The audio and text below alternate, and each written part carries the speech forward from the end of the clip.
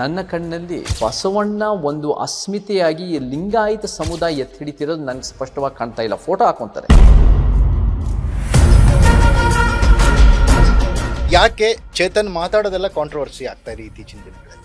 Number 1, controversy ಅನ್ನೋದು ನಾನು negative ಆಗಿ ನೋಡಲ್ಲ. ಸೊ ನೀವು ಅಷ್ಟು ದೊಡ್ಡ ವ್ಯಕ್ತಿನ 3 ಲೈನಲ್ಲಿ ಬರೆದು ಹಾಕ್ತೀನಿ ಅಂತ ಹೇಳೋದು ಎಷ್ಟು ಮಟ್ಟಿಗೆ ಸರಿ ಅನ್ನುವಂಥದ್ದು? ಈ 3 ಲೈನಿನ ಪೋಸ್ಟ್ ಕೆಲವು ಮೀಡಿಯಾ ಔಟ್ಲೆಟ್ಸು ಅದನ್ನು ಅವರು ಸಣ್ಣದನ್ನು ಬಹಳ ದೊಡ್ಡ ಪ್ರಮಾಣದಲ್ಲಿ ಒಂದು ಮೀಡಿಯಾ ಕ್ರಿಯೇಷನ್ ಆಯಿತು.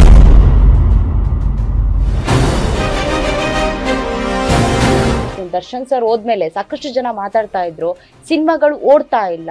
ಯಾಕೆ ದರ್ಶನ್ ಸರ್ ಅಷ್ಟು ಬೇಡವಾದ್ರ ಇಂಡಸ್ಟ್ರಿಗೆ? ಯಾಕೆ ಅವ್ರ ಬಗ್ಗೆ ಯಾರು ಮಾತಾಡಲ್ಲ ಅನ್ನುವಂಥದ್ದು? ಇವ್ರು ಮಾಡೋದು ವರ್ಷಕ್ಕೆ 1, 2 ವರ್ಷಕ್ಕೆ 3 ಸಿನಿಮಾಗಳಿಂದ ಹಿಟ್ ಆಗಿದ ತಕ್ಷಣ the success percentage of the industry will not grow necessarily.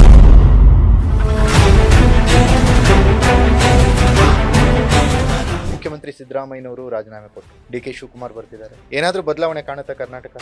ನಾವೇ ಈ ಒಂದು ಅಸಮಾನತೆಯ ಮನುವಾದಿಯ ಭ್ರಷ್ಟ ಪಕ್ಷನ ವೋಟ್ ಹಾಕಿ ಆಮೇಲೆ ಡಿ.ಕೆ. ಶಿವಕುಮಾರ್ ಅಂತವರು ಅಧಿಕಾರಕ್ಕೆ ಬರ್ತಾರೆ, CM ಆಗ್ತಾರೆ ಅಂತ ಅಂಜಿದರೆ ಎಂತಯ್ಯ.